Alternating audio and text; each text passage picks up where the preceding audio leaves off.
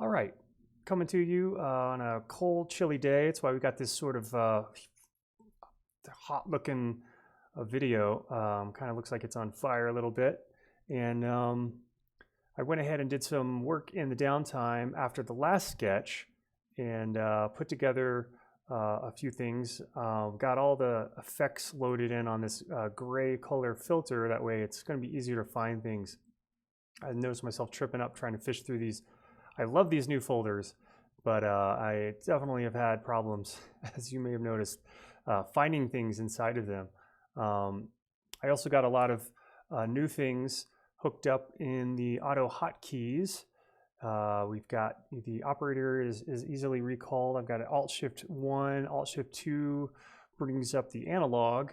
Got some highly used effects. Control-Shift-6 brings up my grain delay. Control-Shift-7 is the gate that we tend to use a lot. Let's see, what do we got? Note probability gate, Control-Shift-8, that is definitely a highly used one. Control-Shift-9, something that I will be using a bit more down the road. This is kind of a complicated setup. I've mentioned before using Buzz plugins. Buzz was the tracker software. It's modular based tracker software that I used back in 97, 98 when I first got my very first computer, and that was one of the first programs I installed on it that I found on the very early interwebs. So anyways, Buzz, a lot of hobbyists and early DSP coders made a bunch of what they called machines for Buzz, a lot of effects and or instruments. I just really fell in love with some of those old effects. They can be really gritty, but also they can have a very unique sound. So I load, it's kind of a deep nesting, but I use Mux Modular to load in Buzz plugins. Inside of Mux, you can load in any kind of VSTs. I use this Buzz wrapper. I'm not sure where I found this along the way. It was a total pain in the butt to get working. There was a lot of little pitfalls and files you had to copy into your Windows System 32 folder, and there was quite a bit to get this thing working properly. But now that I've got it working properly, I can load it up into Mux, and then I can control all the parameters. The Buzz plugin itself also works inside of Ableton. However, we don't have access to any of the parameters, which is, whoever coded this thing, whichever saint coded this, I'm sure there's probably a better version out now, but there are, as you can see, I've got like tons and tons of effects in there that do all kinds of crazy things between making FM tones, distortions, EQs, weird spectrally type stuff, you name it. A lot of it is just, some of this stuff can be a little buggy, which is great because Mux kind of works as a bit of a sandbox. So if any plugins in here go down, doesn't bring the whole DAW down. So I kind of like that aspect as well. Sometimes this has been wrapped with jbridge. Sometimes that works pretty well with jbridge. Not all the times, as we've seen here in the sketch exploration zone. So anyway, yeah, got a hotkey mapped to that nonsense, and so we'll be using some of that more down the road. Yep. And anyway, enough yammer. Let's actually get started doing something fun. I want to look around in the For Future Sketches where I had gathered a whole bunch of racks and things. And let's see if we can pull some of this stuff over. We've got music for carports. That could be a fun, if I remember correctly, that's a very sort of Brian Eno sounding type of instrument rack. So let's pull that one in, and I'm gonna move it over here just to keep it closer. Eventually we'll get rid of this For Future Sketches folder altogether. So music for carports, let's get some of that in here, and let's have a listen to that. You might remember this from one of the sketches where we had the MIDI feedback loop. I believe we using this.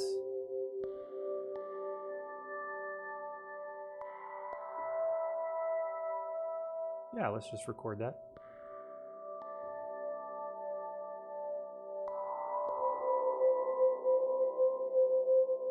Very music for airports-esque.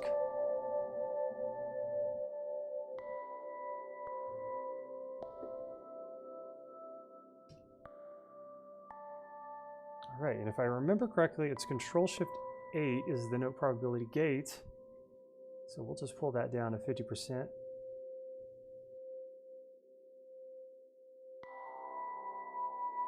Cool. And another thing I was able to figure out, thankfully, was the hybrid reverb, why it wasn't loading in our custom-made convolution sound. Let's close this one up already. And it basically came down to the sample having spaces in the file name, a bug that I'll have to report to Ableton. Maybe somebody else has already reported it, but you know, not a huge deal. I was able to rename this and get it working right. So now we can utilize this nice kind of reverse delay, which in the case of this carports instrument, we've already got, I think, a reverb in there, probably in this effect zone. Yep. Let's see, we've got that, and then wow, just a lot of stuff going on in there. So we could turn off these reverbs and rely solely on the hybrid one, which is probably a smarter move. Ah, I see.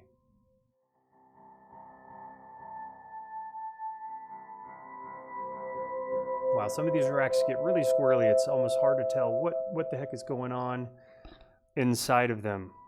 Okay, so let's see. Let's see what else we can pull in here. There's a whole bunch of stuff we haven't even touched here. I want to get this clapper over also. I'm not sure what this is going to involve. And let's just drop it in here, replace that operator.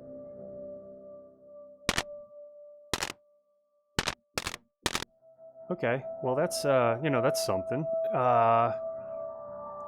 Let's try the one note beat generator also. We can just try a bunch of different things out and just kind of see what sticks.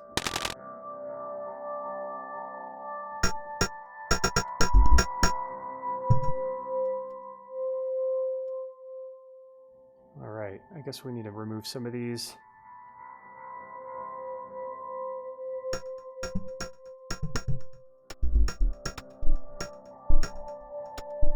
Cool, and this is, I'm thinking, yep, it's got the hold on. We just need to send one little note into it.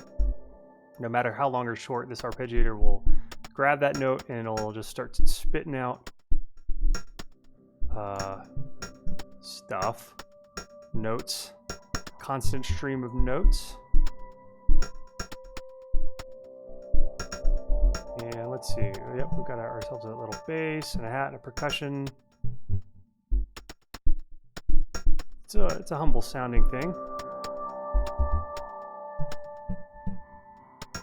I also had pulled in from our previous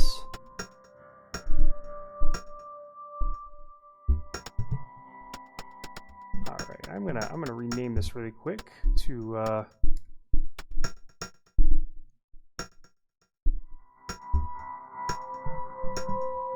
and it says play C3. I'm not sure if it actually matters. Let's see.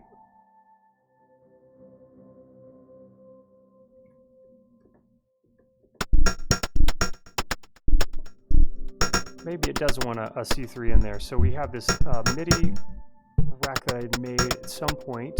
Let's see. Takes any note and turns it into C3. So we can just put this right on the beginning and then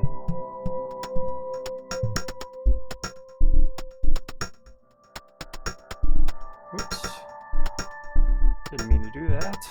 Let's just rename this here and then pull it back into our instrument section.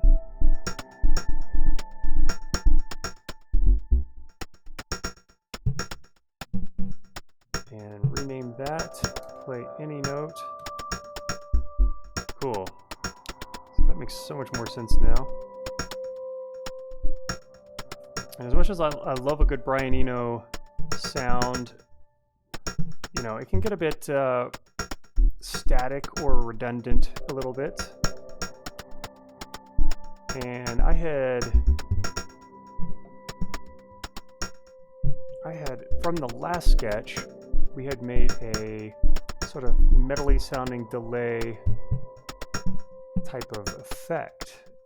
Now let's see if I can find that here. Sometimes I look at these folders and I get a little lost. Honestly, and maybe it's this one, feedback metal effects.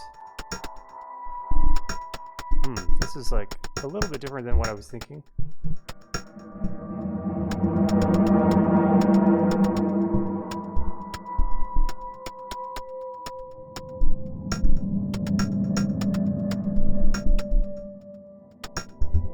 Okay, yeah, that wasn't exactly the one that I was thinking. Maybe I had actually accidentally dropped it in the wrong... it's in this Rax 11, and I have to remember to move all of these inside of here so that we're not getting too lost. I have actually never had a project like this that had so many racks built in. So this is all kind of new to me. Honestly, it's a bit complicated, to be honest. So if I remember, we had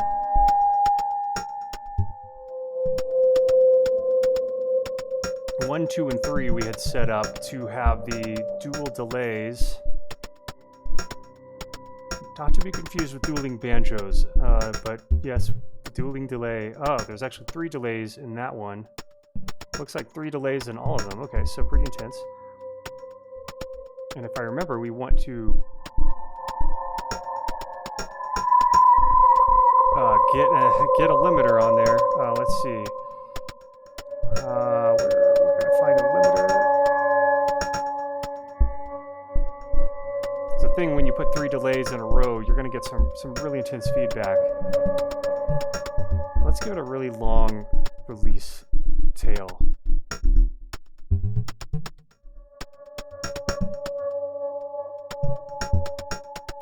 Cool. Now we need to automate this. So let's go ahead and prepare that automation loop. And hopefully, whoops.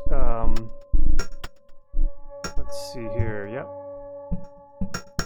Got my auto hotkeys working for me there to create a random loop length and start point. So now we can start to record into that loop.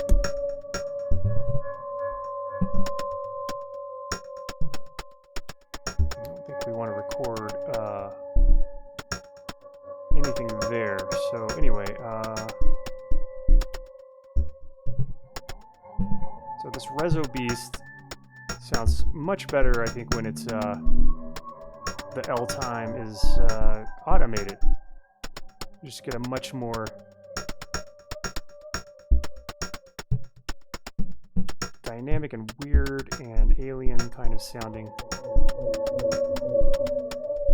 Very alien in this case. Alright, let's check it out. Yep, it's looking cool. Clean it up. And we can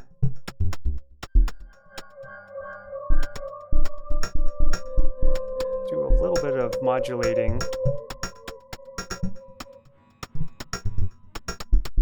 between our 3 different, I guess, you know, delay array setups.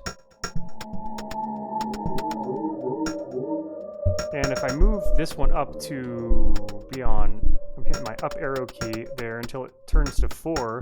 So with anytime it hits 4, we're just going to get the non-affected sound through, because I don't believe 4 has anything. Yeah, it's just going to be kind of sending our dry signal through. So really anytime the peaks at the top here, they're going to hit that 4 and the dry is going to go through at that point. Let's hear what happens.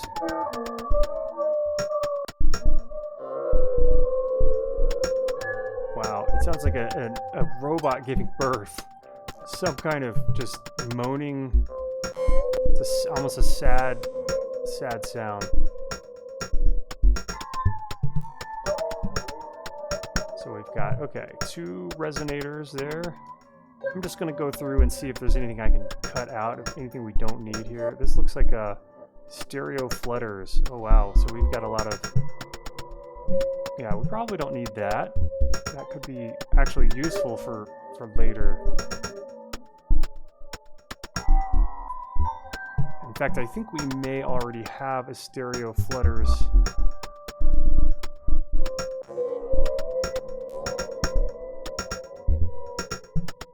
Interesting. Okay, maybe it's over here. I thought that I had added a stereo warp. Maybe it's stereo flutters.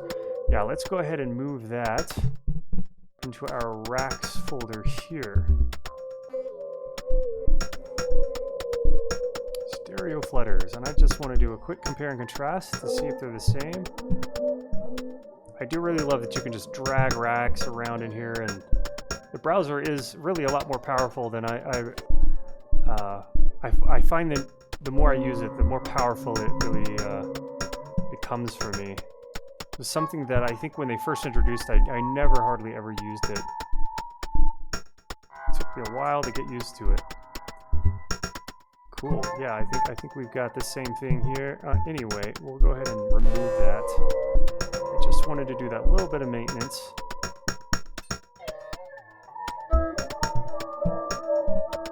I do think it's good to do a little bit of maintenance while you're sketching. Sometimes for me that helps get my mind away from, you know, the energy that it takes, the mental cycles that it takes to create, you know, put together some of these sounds. It can be quite taxing, and as you can tell when I'm talking and struggling to form these sentences, it's also, you know, mentally taxing to talk and to think about what sounds to do next or what effects to play with next. So sometimes doing these little maintenance-y type tasks are a nice getaway. It can help the mind sort of breathe a little bit.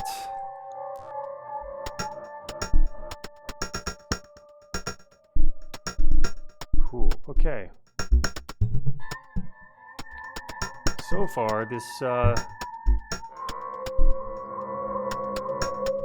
music for carports is sounding pretty cool. I think I'm going to remove some of these probability gates. Let's go all the way up to C2. And then C5 and on, we don't need.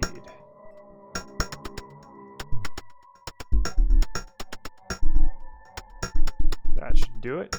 All right. C3 to C5.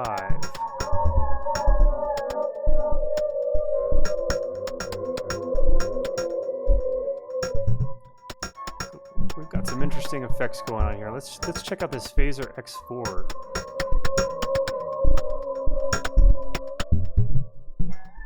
It is exactly what it says it is. It is 4 phasers in a row. Pretty straightforward. Looks like we've got a little slightly different settings on all 3 of them.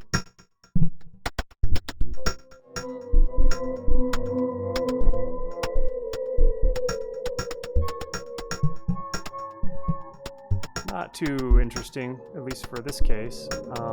Stereo warper. I'm curious about this.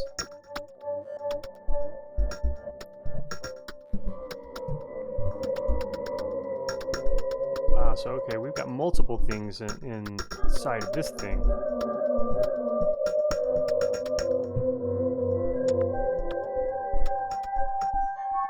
It's a pretty dramatic effect when pushed to the limit.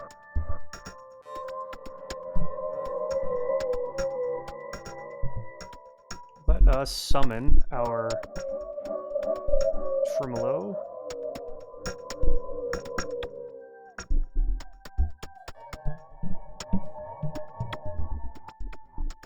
Cool.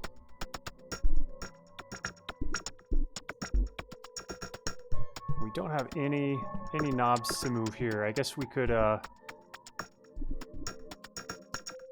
do a lot of our own automating.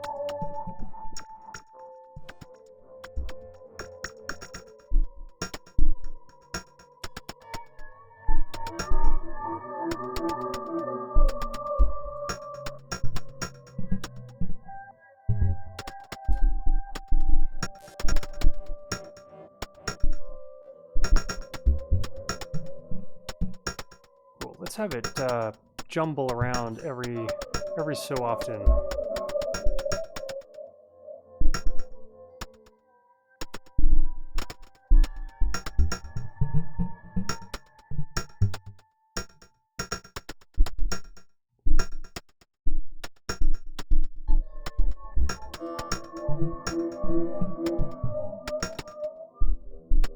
Cool.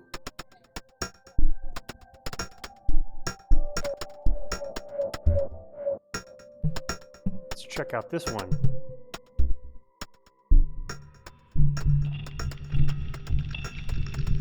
Awesome. Hearing a corpus in there.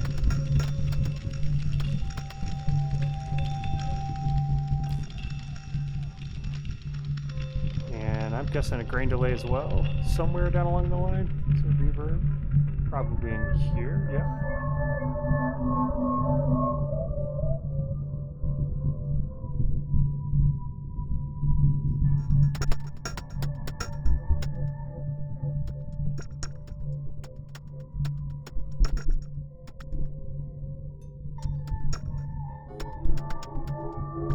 Let's move these over into our main racks folder.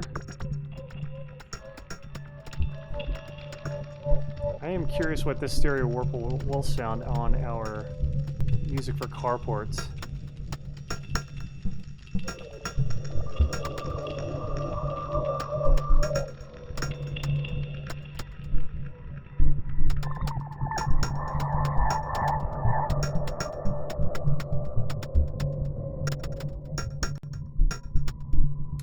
Let's go ahead and have a listen to our, oops, that's not the one I wanted. Still trying to memorize what is doing what. This Pluto effect is essentially a multi-pitcher.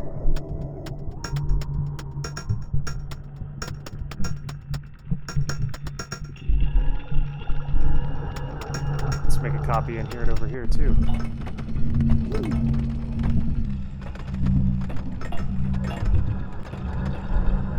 Sometimes I accidentally hit the wrong keys. Happens to the best of us.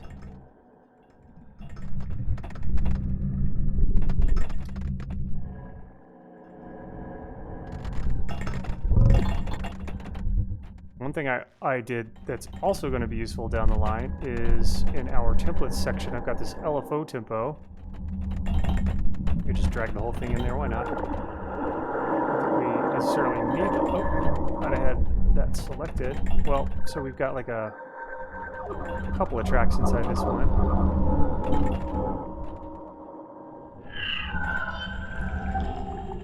And I can see this thing is automatically working because all these sweet LFOs.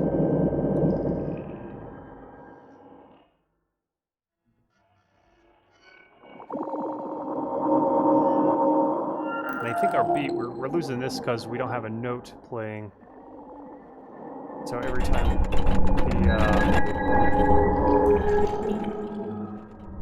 time this playhead stops, essentially we're gonna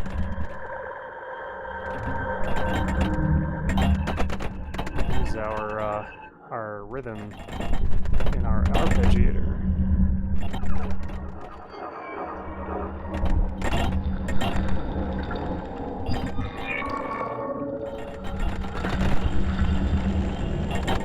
Also, this one has a make note advanced. Yep, that is a. Let's get this put inside of our group here.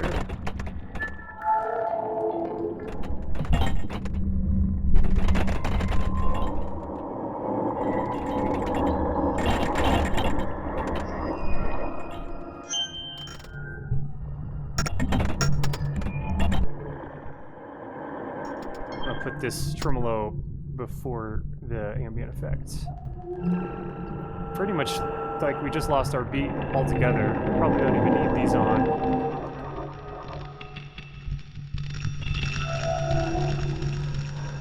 Very crusty sound. Let's summon an utility, yes. Get some volume going there. It's like 3 pitch shifters all in one, this Pluto effect. All I know is that the coder, coders are artists, what am I talking about? That made this Pluto effect for Buzz is, his name is Joachim something. He made some really excellent effects for Buzz. And it's a sad story with Buzz. The creator of that tracker was really kind of greedy with his code,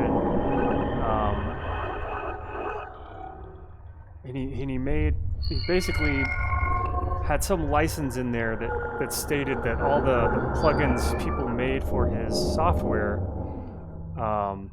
belonged to him or something like that. Now, don't quote me on this, but I think that's part of the reason why someone developed this VST wrappers to be able to use the effects and instruments in other DAWs.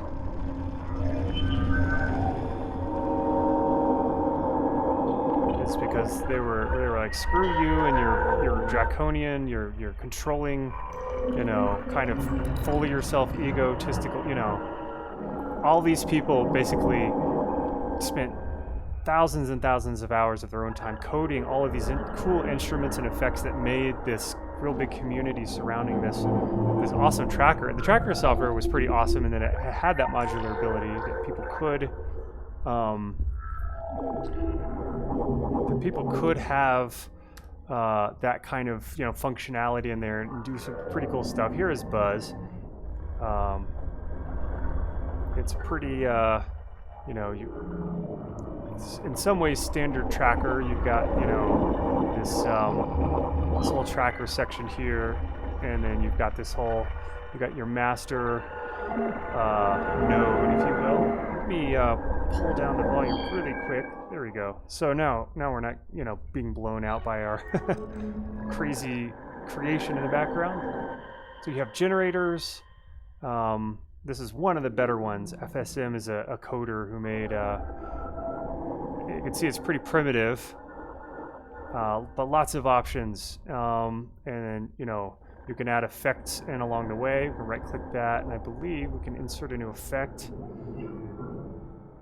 And here's pretty much all the effects that we have in this, available to us in this this Buzz plugin. It pretty much uses the same folder as the actual Buzz software. I'm sure if the guy who created Buzz saw me, you know, showing off this VST wrapper or whatever, he'd probably be, yes, Oskari Tamerlan.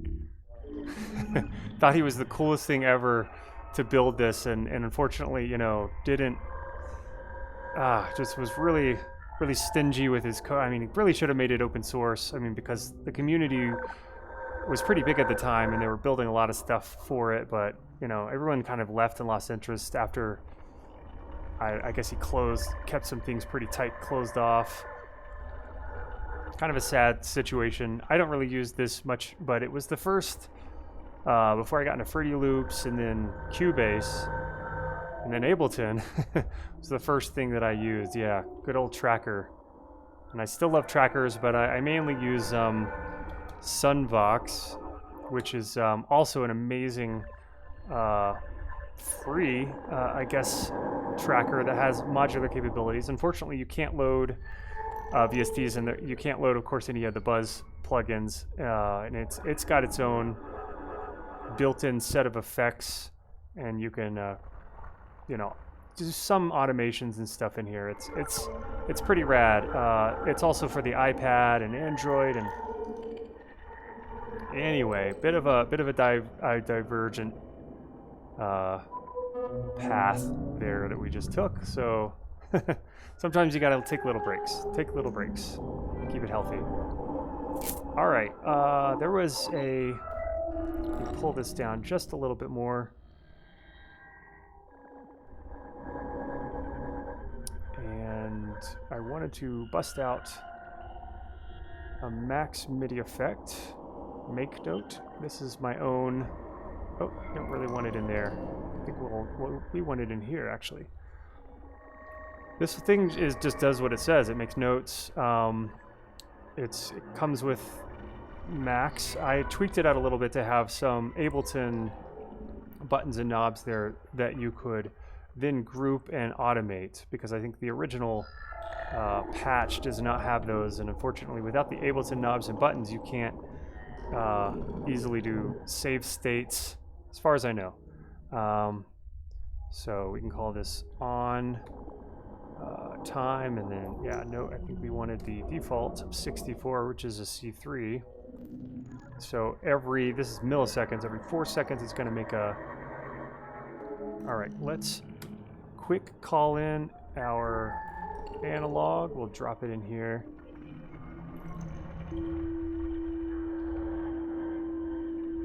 And if Ableton will stop shit in the bed, then yes, we can take this tail off a little bit.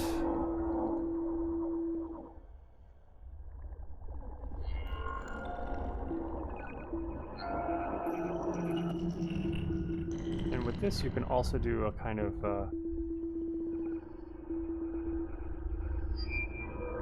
get some really fast frequency notes happening in there.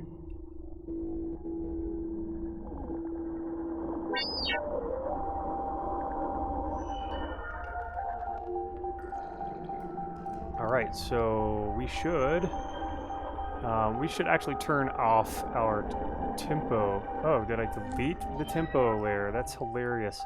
Well, the good news is it is very easy to go back into our LFO tempo layer here inside of our templates folder and just drag one of these back in, and it will just voila. There we go. Although it didn't sound bad without that, to be honest. I'm going to turn this off for now while I record.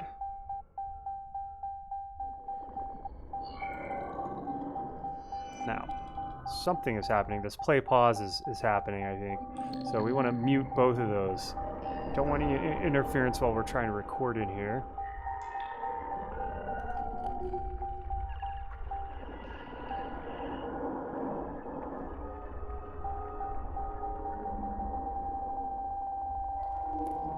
You can get some very fast frequencies of notes.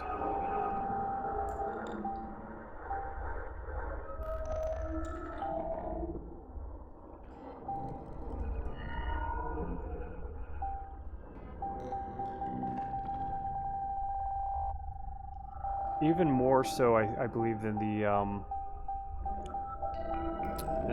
MIDI effect rack that we had made some time ago. There was this bouncy baller thing that uses the arpeggiator, but this you can actually go down to a faster frequency, especially when we play with our map here and take this down to something, say, more like that. And we could even add some additional modulation there.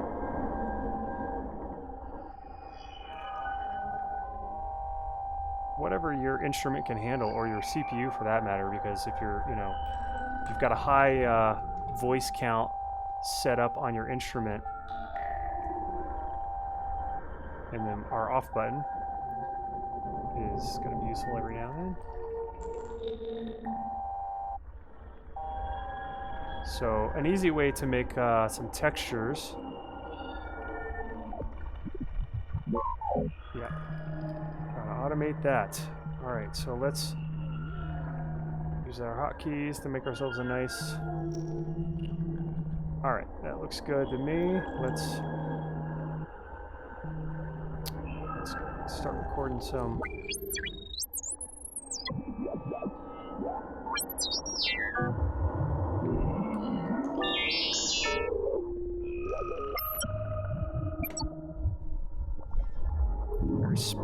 sounding, which in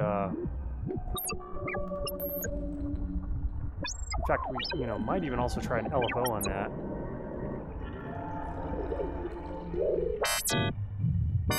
And a lot of that is because we have a lot of voices set up in here, which we can take down to 4 and get like a slightly different. Actually, sounds it's very R2D2.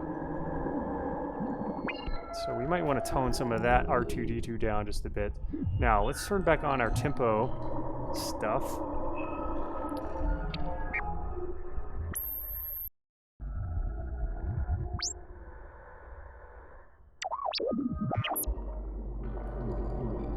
Let's clean that up a little bit. Oh, hey, how you doing? Got some crazy action going on there with my hotkeys freaking out. I'm not sure what just happened there, but yeah, that was interesting. Yeah, we soloed that, okay.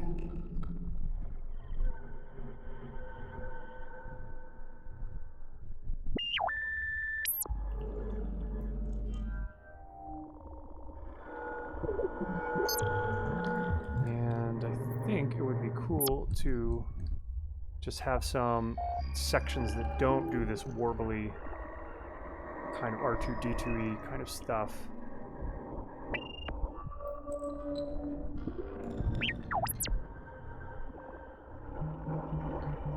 Yeah, it's interesting to note that when you have a synth or a sampler, if you send a high frequency of notes, you can get a kind of oscillator sound out of it. Yeah, let's try with the operator and our make note. Paste that there, and we'll turn this all the way up, because I'm just curious what this might sound like. And then we got to take our envelope down, and let's go ahead and take off the retrig.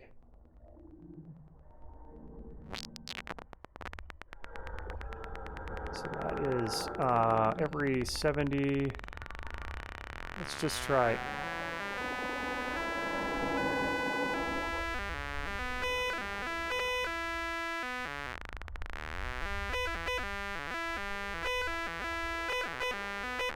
Kind of sounds like an old Atari. I like it. Let's make this something like 12.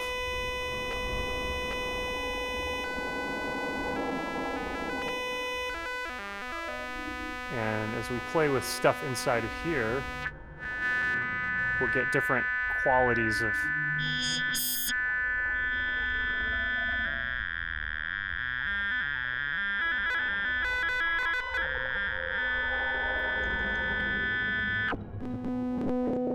So lots of different strange ways to make to kind of abuse. It's in a way abusing the instrument.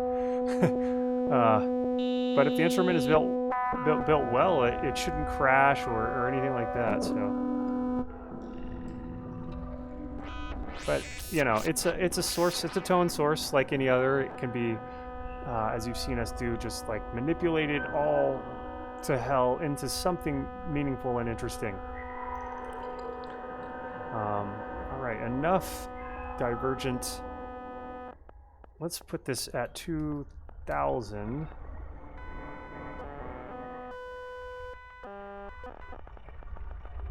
Awesome, and then I want to, let's see, we'll make this 500. I want to go ahead and save 64, that's a C3. We'll turn this off, we'll call this make note.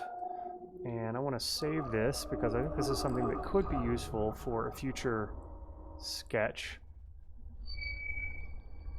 And the cool thing about the make note is that you don't need to rely on the tempo or if the playhead is playing or not. It just kind of spits out notes, which is, if you think about it, how a lot of, like a modular setup is going to be. You're not going to have a master tempo per se. I mean, some modules that are sequencers will, obviously, but it's like it's its own clock and sequencer and has its own tempo based on whatever frequency. Oh, and I also wanted to add in something. I guess I dropped this in there too soon. I think it needs a note length at the end. And will it let me add that? Yes. Okay, cool. So let's map the note length here. And I think that's all we need. We could add some random stuff in there. Actually, you know, might as well. We have all these extra knobs. We get a cool note randomizer and also velocity. That'll be useful to have in there down the road. Let's get out high and random. And I think that should do it. Cool. Okay, so now we can go back and I think actually now that we've dragged this in there, if we hit save, it should just automatically try to resave it over the original wherever that's located. So that's pretty useful stuff. All right, where were we? We could also have, you know, multiples of these. Group this. You get really weird and stupid and have, you know, 2 of these. And this one could be at a different note. And as long as our instrument has enough voices for us to play with, we should be able to hear something.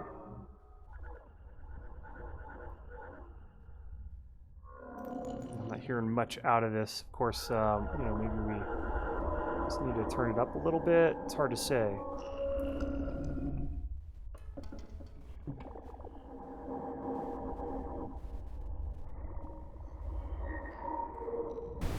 Ah, I guess the oscillator was turned off.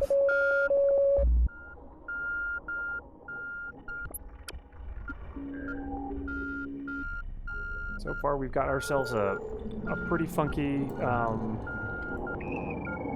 experimental, noisy kind of piece.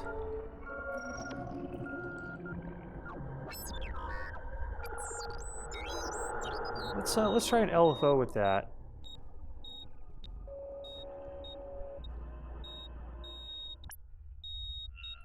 Always lost. Always lost.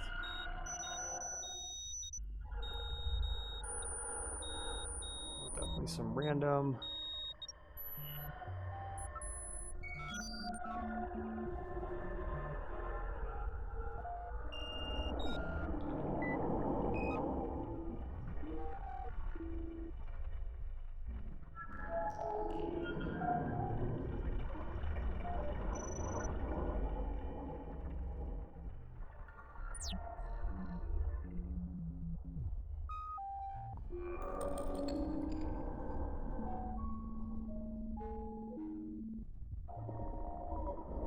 It's very explorative, this piece. So we've got this effects section here. We don't have any cool effects for that yet.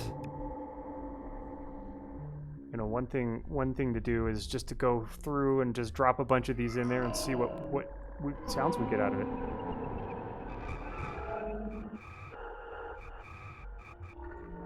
Something could work. There's always the old tape effect there. Which I need to let's see here. There we go.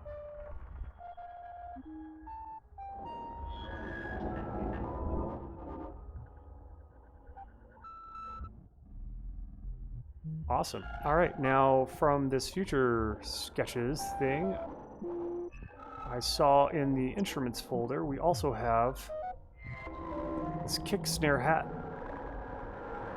Let's pull this down into our main rack's instruments.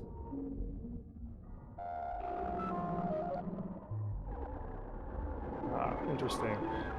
That's a bug or just a poor design, I can't tell. Let's just drop it in there for now. We'll close this and move this back up into instruments. Kick snare hat. Now let's give it its own. Play C3. Okay, and we can put before a takes any note, turns it into C3, and let's just play a note.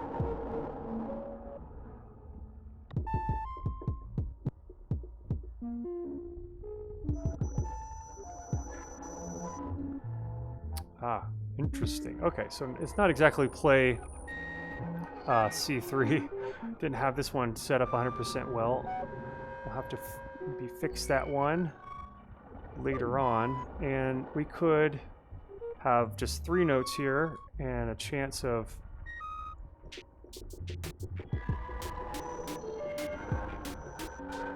cool. And or we could use this arpeggiator and have a random other.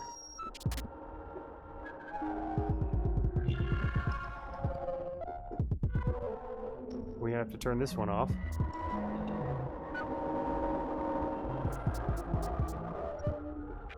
Cool. And I think we gotta clean these up a little bit.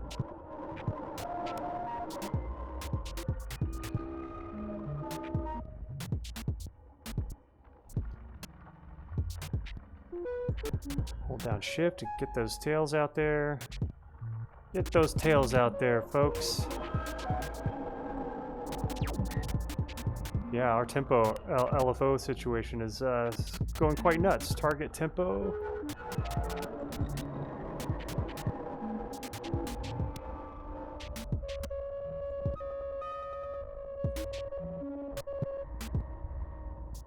What does our stereo rack sound like on that thing? We had brought in the stereo warper. I'm really curious now.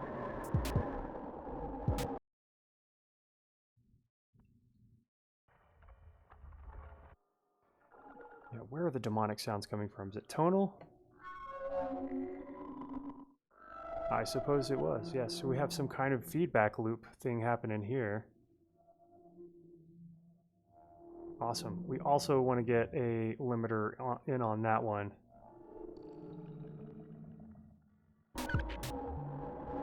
And let's turn off our play pause tempo automation thing.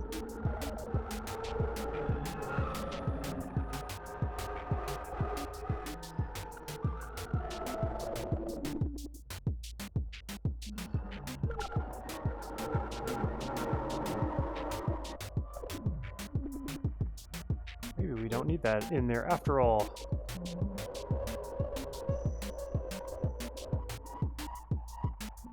Very basic beat. I do want to hear what this Pluto will sound like. Oh. Well, I didn't mean to fire that one off, but now that it's in there, I guess we could use it. Clean it up just a little bit.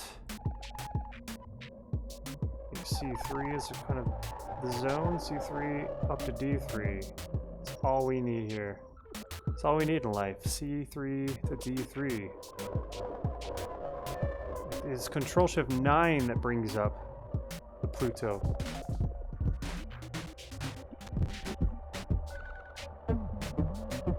A very classic sounding pitch shifter.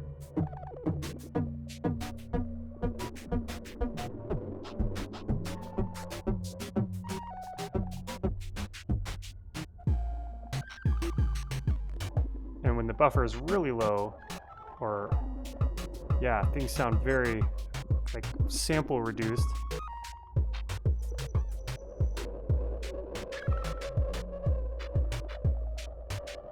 Now let's get rid of this first. So maybe we don't want our tempo LFO in there after all. Or we could just leave it in there and leave things turned off. It really doesn't matter. Just turn everybody off, just in case. We could also do something really silly, like group the whole thing, right? And I guess it turns it into an instrument rack. And let's turn that off. Everything inside of here gets to stay on, and then we could just automate this to only turn on every now and then. Oh, I see what's going on. This on-off thing. So we need to just leave that one off inside of here. So let's turn it off while the playhead is moving.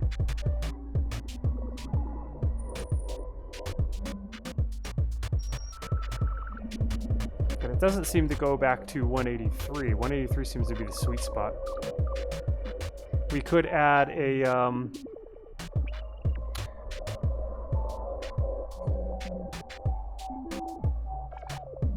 could add some follow actions here. I am curious if this will work.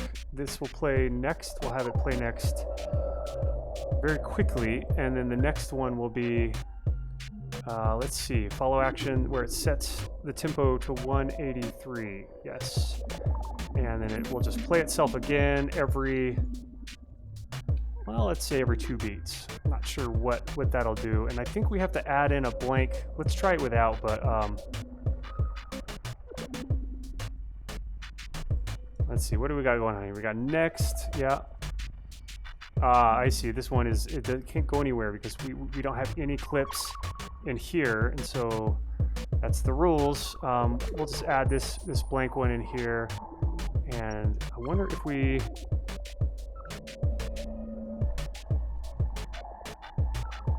cool, now if we turn this thing on, and it shifts the tempo. Will it shift the tempo at all? Yeah, but it's gonna go back to 180. I see. So maybe we have to make this occur only once every, let's just say every 2 or 1 measure maybe. So that way we'll get these crazy weird tempo shifts, speed ups or whatever, and it'll always go back to 183 once this clip decides to replay itself after 1 measure.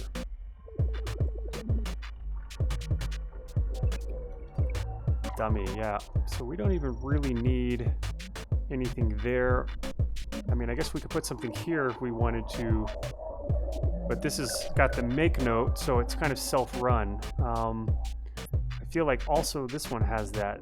Do we need any notes in here? Do we have some automations even? I guess there are some automations, so that's cool. We'll leave that there.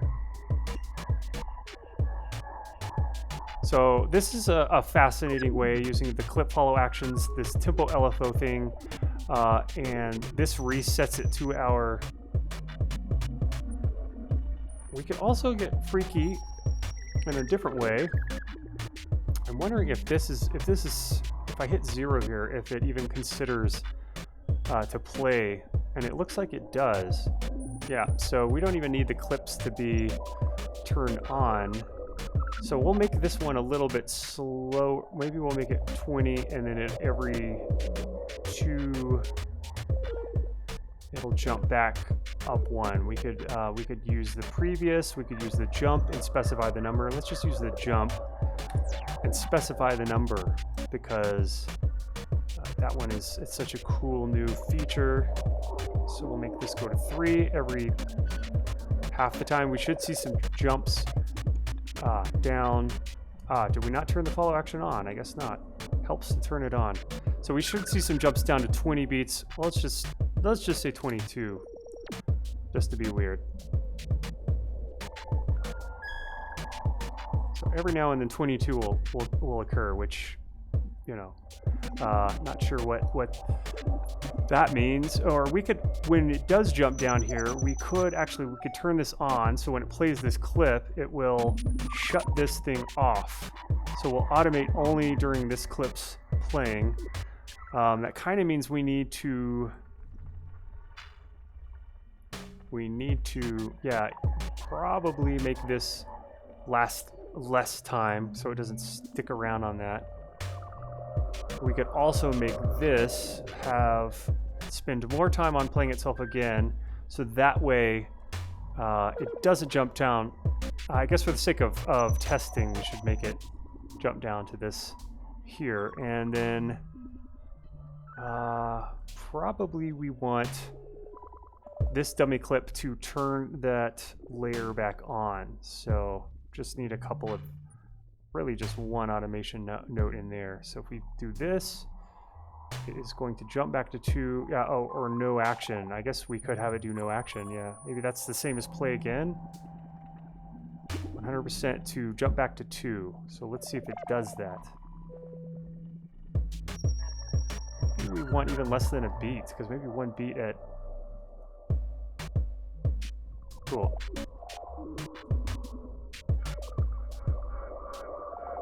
So let's see if we're getting the behavior here based on which clips are playing. We've got this thing automating inside those clips.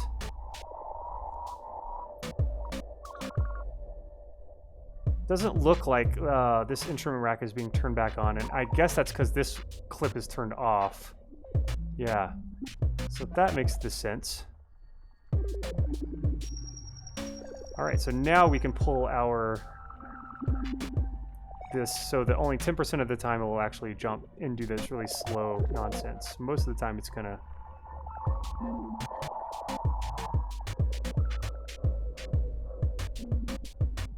and we could automate this so that it turns off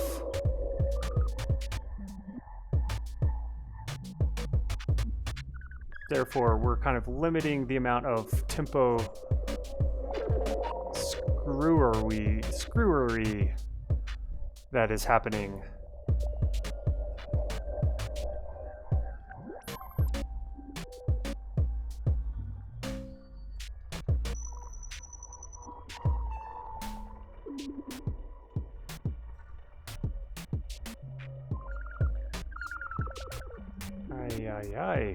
Okay, so let's try this on the beat. I just want to hear what's going to happen.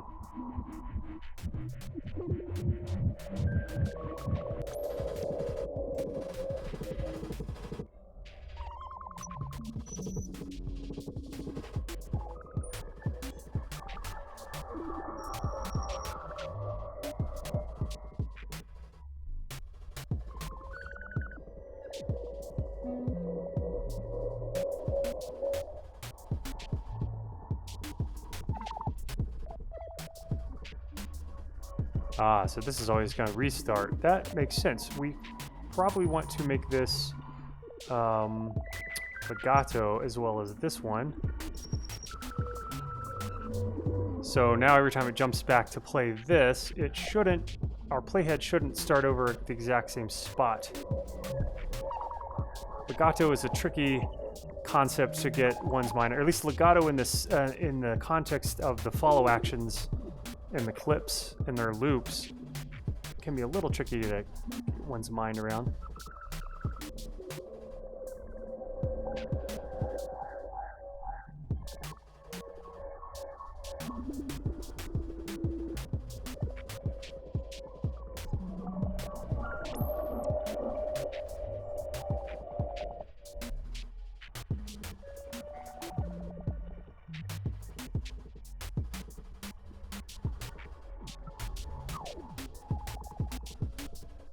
We can hear the tempo kind of getting destroyed a little bit. All right, where are you, drum bus? There you are.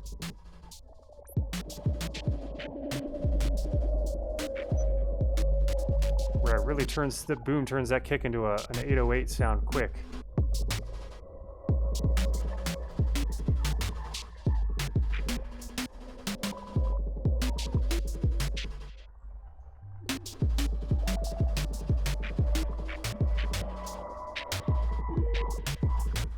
Quick call up our operator and jump in an arpeggiator. I should probably put that on a hotkey.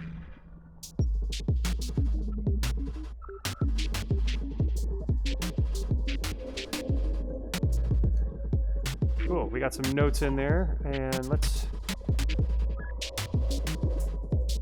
looks like this one, it's interesting, it's a follow action telling it to stop, or is it not? It's not looping. It is set to loop, so that's really odd. Ah, we have these stop clips. That's why.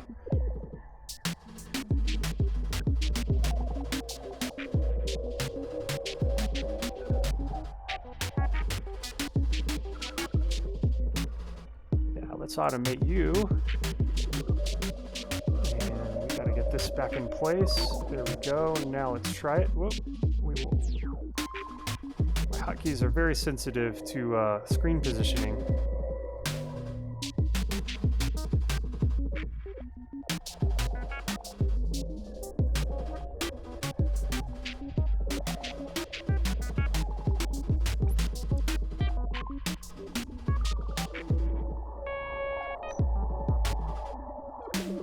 Some interesting start and stops happening with our follow action and tempo, LFO tempo setup.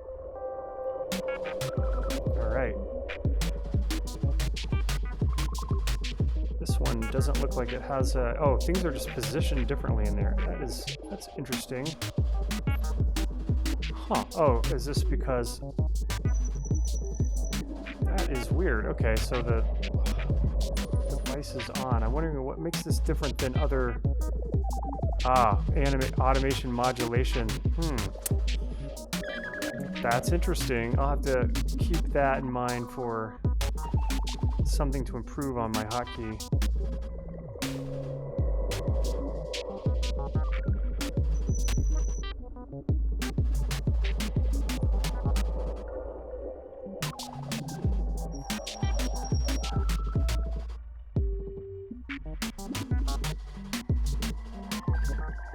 Now it looks like when I turn on this session record, we're probably getting some some things recording over here that we don't want to be recording.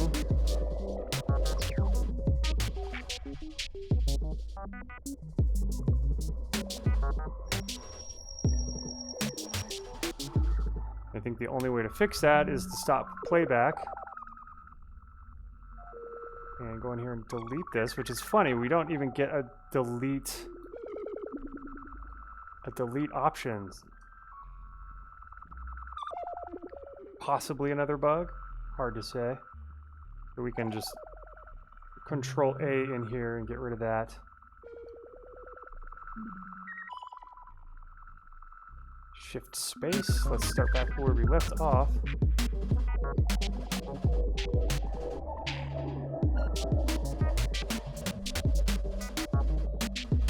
Now, note echo, the new note echo.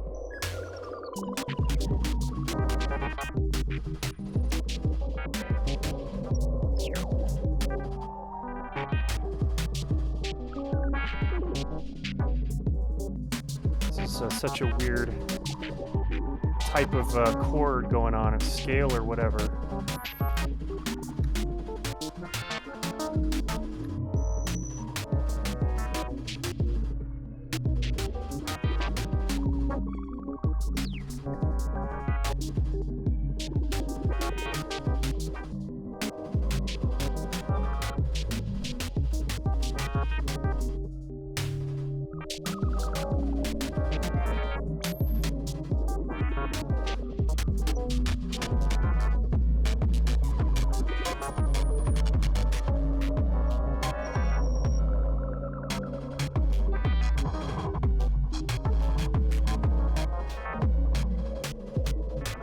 We don't need that, actually, after all.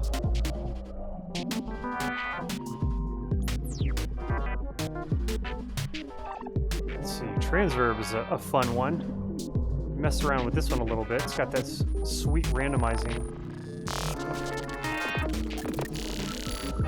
Classic late 90s, early 2000s IDM types of effects and sounds. Lots of buffer chewing.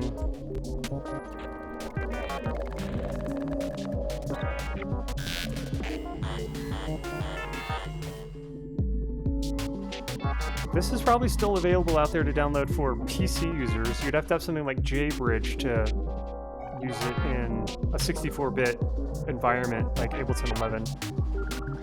Unfortunately, I think PowerPC was the last stop for Mac in the development of this. Sadly.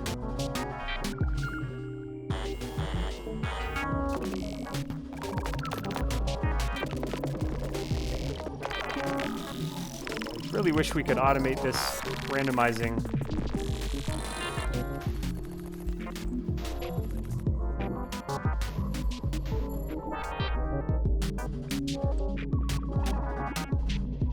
Cool. Well, this is a fun little piece. I think after an ambient one, it's nice to have a bit of some variety in there, I think. At least for me, in doing this, I gotta switch it up. Some people can just do the same kind of sound all the time. Me, I need some variety when I'm sketching, just to keep things fun.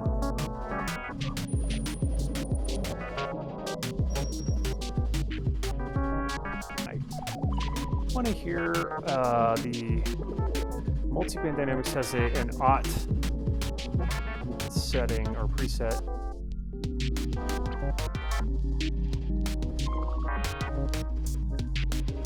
Kind of does a cool squashing of things. There's also the aught effect here, this VST plugin we've messed with. I'm kind of curious to hear the difference between the two. I mean, that is a really highly compressed, like, here is the plugin and the one that comes with Ableton, and you know, kind of close, to be honest. Let's hear these after the drum bus. You almost kind of lose it. It loses its definition, really. Let's listen to that is the Ableton one. Let's listen to the VST one. Very similar. I almost like them like this, but over here.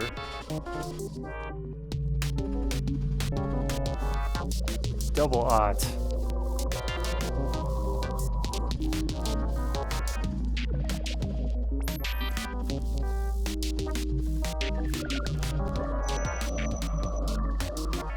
And possibly some distortion could add a nice like grit teeth to the sound.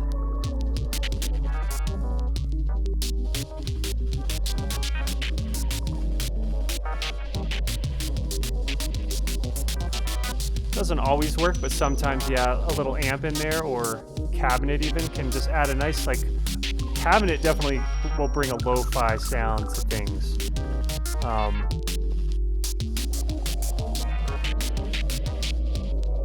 I guess we don't have this under our effects umbrella, but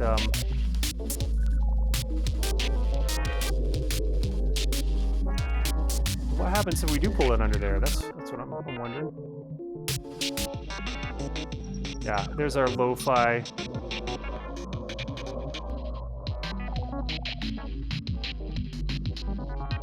Very sort of lo-fi sounding. In fact, I think I just want to put this on this this operator we added in here. This weird magic kind of sound.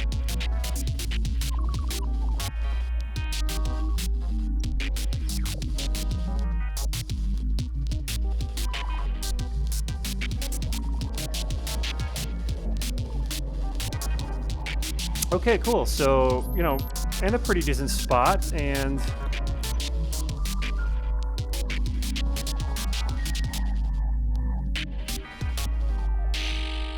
yeah, it does some weird things when we get this slow down here. Probably want a little less jumping to that, so we could even make this, you know, only 6% of the time it's going to jump down to whatever tempo this thing is set at, 22. I feel like if we pull this out, we can see. Yeah, it's so convenient. I really love that feature. Looks like we got some automation stuck on this one. Well, it's no big deal. And we could certainly tweak until the cows come home these individual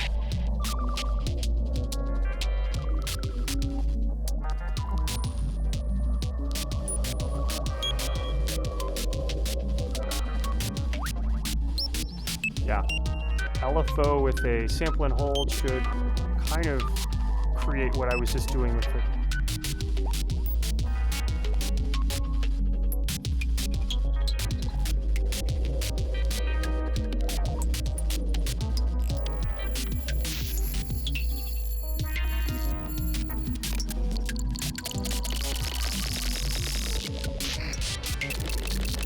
Yeah, probably don't want that much going on.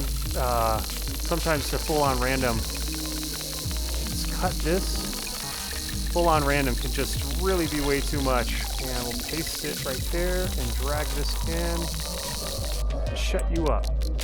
But maybe we only want just like it quietly coming through. The only thing is the aught pushes a lot of things up, as you can see here. We've got that.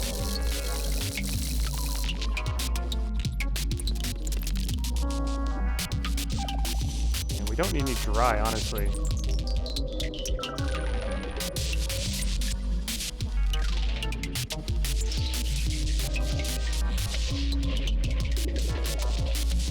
every now and then, let's let this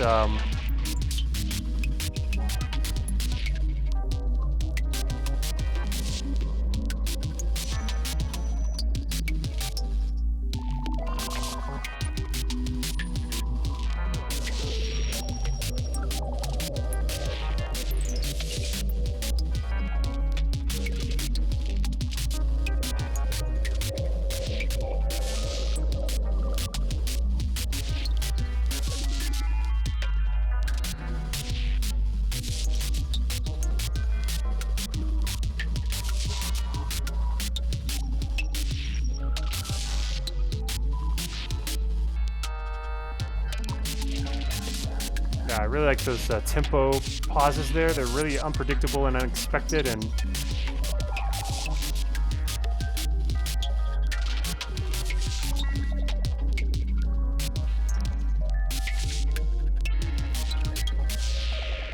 didn't really do much in the way of effects on this effects rack, which is okay. We don't always have to.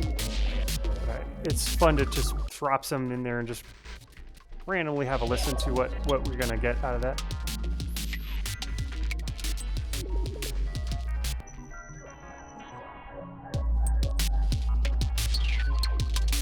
I kind of like those dropouts every now and then. It probably means that with our probability gate, we can make that happen just every now and then. Let's say right at the end here for, I don't know, is that a measure? We can just have it drop out for a measure.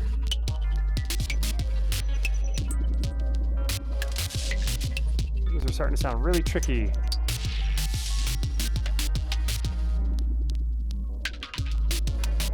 There we go. And we could do that a couple of times actually.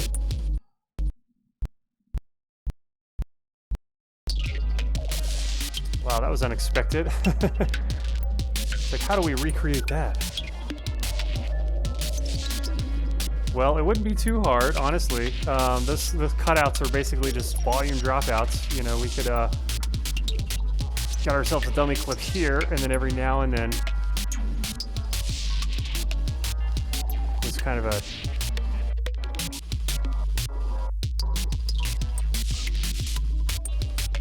put this like at the end of a, you know, 30, 40, some kind of long. Yeah, there it is. There it is. That's our simulation of our Ableton shit in the bed. Except we don't have the beat in on it too. We've got to get everything in on that to really make that hit home.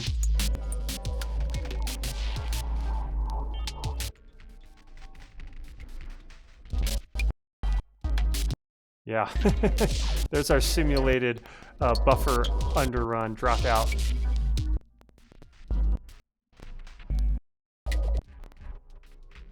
Yeah, we definitely don't want this cutter effect on full blast. And of course our, you know, we can call this simulating Ableton shitting the bed every now and then. And we'll automate this on, oh, say, well, let's just make this like really absurd length, and you know, yeah, just right at the end of 300, so you barely ever hear that. Leave that in as a little joke.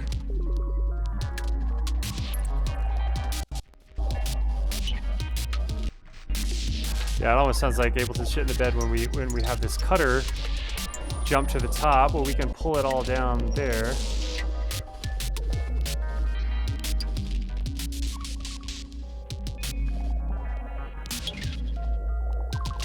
And this feels almost like it's sitting in the background. Let's pull in our classic chorus phaser effect.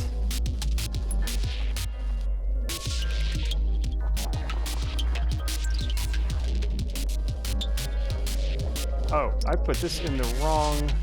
We didn't need to go into Weird Magic.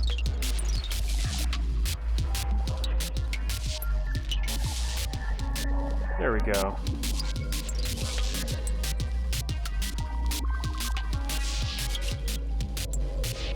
And we should really put a compressor on things with a side chain from the beat. Drag that down just a little bit. Oh, this is, yeah, let's put a compressor on the beat channel with a side chain from the beat. That makes a lot of sense.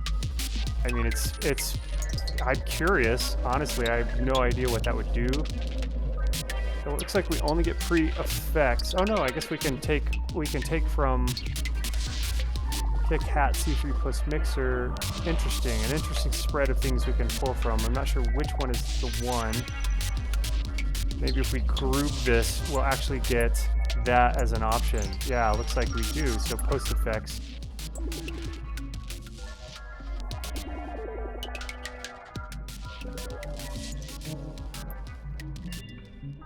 Really doesn't do much. Doesn't do much for me. It sounds almost like a limiter put on there. Nothing too. Let's pull this out again. And then we'll just put this compressor here. Probably makes more sense to have a multi-band with side chain from the beat. It's interesting that for this one, we don't get the option of the EQ. I wonder what the thinking was there. Maybe because this is already split somehow? I have no idea. So let's pull these down a bit.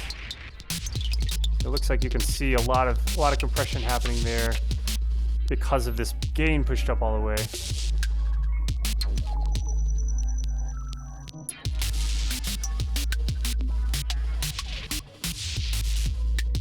Probably want more compression on the bass coming out of the.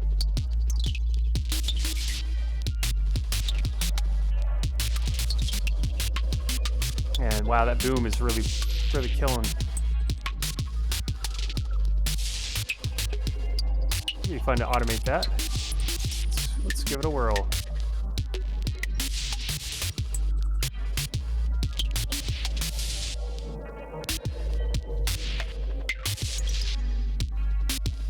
Probably should automate the source of the kick as well.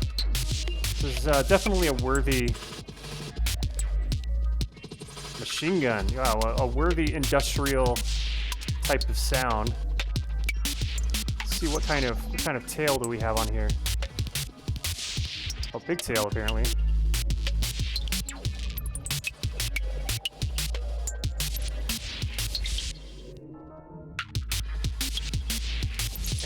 We need to modulate that.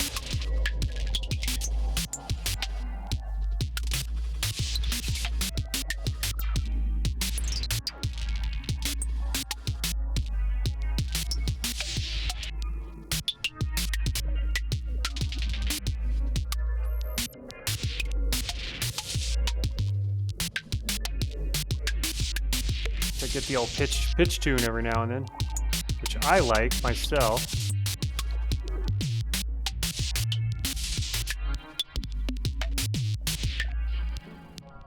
Make this 5 just for good measure.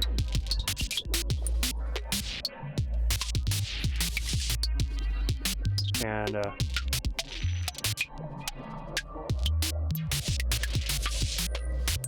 this is another weird way to do a pitch tuning, a kick tuning. Does your kick need a tune-up?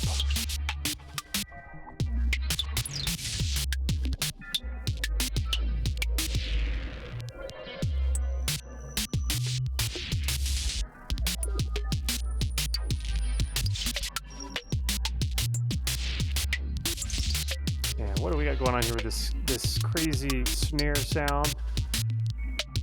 Could use a yeah. Where's our classic phaser? Chorus phaser.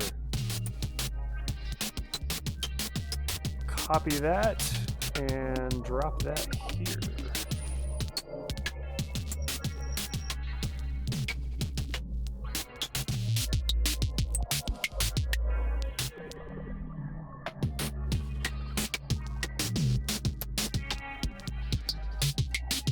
I do like the noise this thing adds.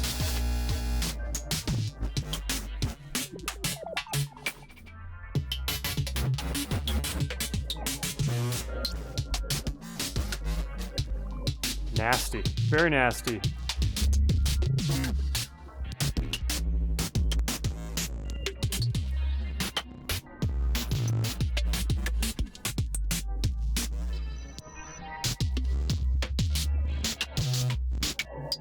Can't believe they got rid of this chorus, honestly. Or the changes they made to it were very significant, and I'm just thankful that I can bring it back in after all these years.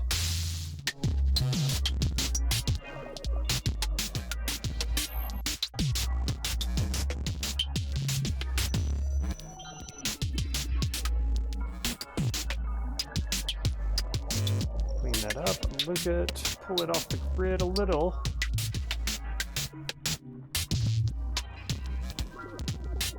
Let's copy that and drop a...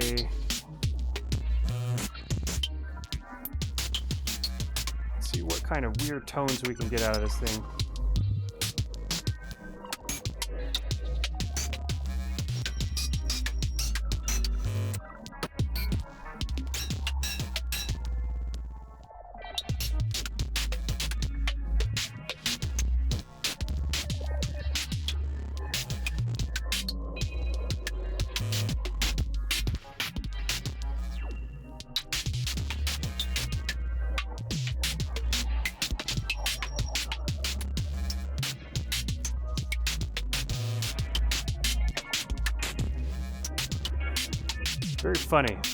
Very funny indeed.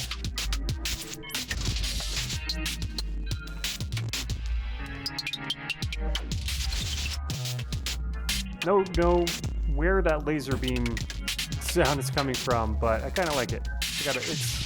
It's a weird nostalgic like for me.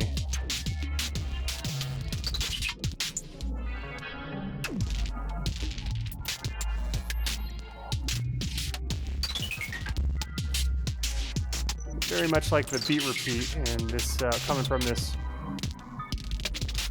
transverb. I want to keep randomizing and see if we can get a better... We had a really good setting earlier, but I screwed that one up. Sometimes you just got to move on, try to find something different.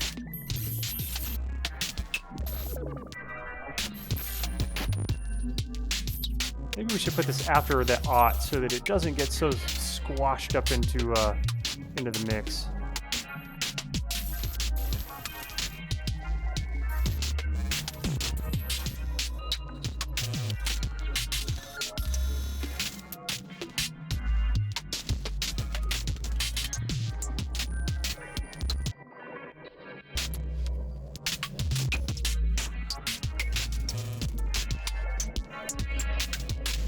Well, it's probably way over the top, this whole thing. In fact, yeah, OTT, that would be down with OTT. That would definitely be, you know, funny song title.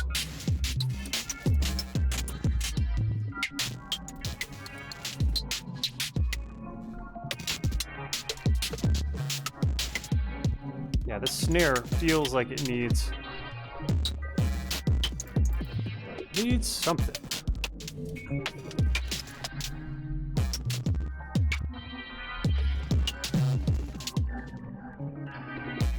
And maybe just to not be on all the time. Probably should add a probability gate right inside next to this snare here. To further, I mean, it's nice sometimes when it's on a lot.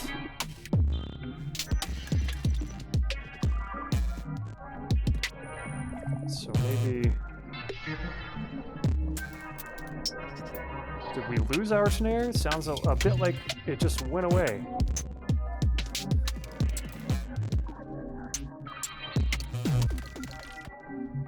Pull this out of here. There we go. I think this is set up to operate on a different wavelength. Yeah, what key do we got? We got some keys going in down here. Yeah. So I'm gonna go ahead and remove that for now. I mean, we could pull in a full-blown one and cut that and paste that over here. There we go.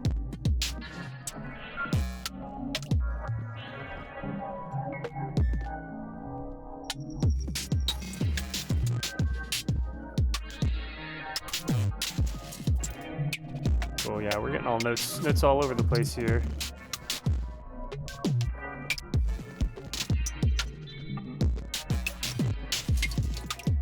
Well, all right, it's in a fun spot, you know. I think it's probably in a good spot to call it a day on this one. That was fun. Definitely went a little longer than I was hoping, but you know, honestly, I think that sometimes an hour is just not long enough. You know, a sketch has to be a lot of time of taking pauses, you know, thinking about things a little bit, trying some stuff out. Because in my mind, I oftentimes don't have the answers or the ideas where to go. The directions are just not there, and I really need to kind of jumpstart those by just dropping a bunch of effects here and there and seeing what'll happen and hoping for the best. So, okay, well, I guess until next time, as always, keep on sketching, keep it weird, keep it fun, forever, if possible.